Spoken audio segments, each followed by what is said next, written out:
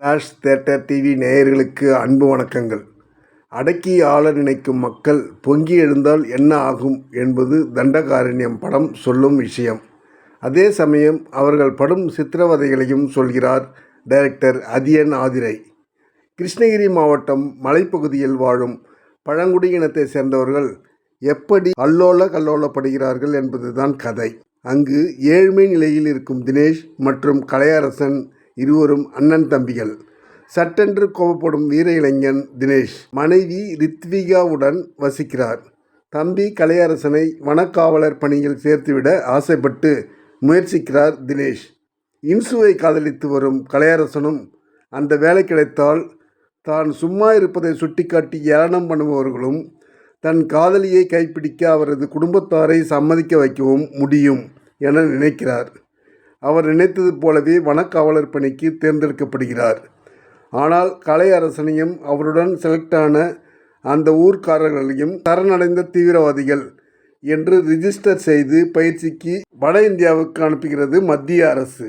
அந்த பயிற்சியின் போது மேலதிகாரிகள் மூலம் எப்படியெல்லாம் சித்திரவதைக்கு உள்ளாக்கப்படுகிறார் கலையரசன் என்பதை நிகழ்வுகள் மூலம் காட்டப்படுகிறது. பயிற்சி முடிந்த அவரால் ஒழுங்காக பணிக்கு சென்று அமர முடிந்ததா? தன் இனமான பழங்குடி மக்களுக்கு ஆதரவாக கடுமையாக மோதும் தினேஷ் மீது நக்சலைட் முத்திரை குத்தப்பட்டு துன்பப்படுத்துகிறார்கள்.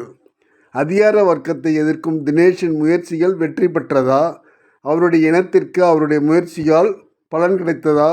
அதிகார வர்க்கத்தை எதிர்த்தும் வனக்காவலர் பணியில் சேரும் கலையரசனால் சுதந்திரமாக நடமாட முடிந்ததா? தினேஷின் மனைவி ரித்விகா, கலையரசனின் காதலி வின்சு மற்றும் குடும்பத்திற்கு என்ன கதிக்கு அவர்கள் ஆளானார்கள் என்பதை ஆக்ஷன் சென்டிமெண்டோடு ட்ரையாக காண்பித்திருக்கிறார் டைரக்டர் அதியன் ஆதிரை.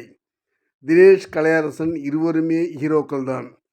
தினேஷ் ரொம்பவும் முரட்டுத்தனமானவர் என்றால் கலையரசன் ஒன்றும் மாறுபட்டவர் அல்ல. ஆனால் பணிக்காக சில விஷயங்களை தாங்கிக் கொள்கிறார். ஆனால் நிலைமை எல்லை மீறும்போது பொங்கி எழுகிறார். இவ்வளவு எதிர்த்து மேல் வர்க்கத்தை எதிர்த்து போராடுகையில் அவர்களுக்கு வெற்றி கிடைத்தால் அது படம் பார்ப்பவர்களுக்கு உற்சாகப்பட வைக்கும். ஆனால் தண்டகாரண்யம், அதாவது அடர்ந்த மரக்காடு, போராடுபவர்கள் போராடிக்கொண்டே இருக்கிறார்கள். அவர்களுக்கு தோல்வியும் இழப்புகளும் தான் வருகிறது எனும்போது பாதிக்கப்பட்டவர்களுக்கு என்கரேஜ்மெண்ட்டாக இல்லை இந்த படம். தினேஷ் கலையரசன் அண்ணன் தம்பி என்பதற்கான அட்டாச்மெண்டான சீன்ஸ் எதுவுமே படத்தில் பெரிதாக இல்லை. அது ஒரு பெரிய குறை. தண்டகாரண்யம். நன்றி, வணக்கம். எல்லாருக்கும் வணக்கம். நான் தான் மனஸ்வி. ஃப்ளாஷ் தியேட்டர் டிவிக்கு லைக் பண்ணுங்கள், ஷேர் பண்ணுங்கள், சப்ஸ்கிரைப் பண்ணுங்கள், கமெண்ட் பண்ணுங்கள். மறக்காமல் அந்த பெல் ஐக்கானையும் கிளிக் பண்ணிடுங்க. அப்போ தான் உங்களுக்கு நோட்டிஃபிகேஷன்ஸ்லாம் வரும். Thank you all. Bye bye.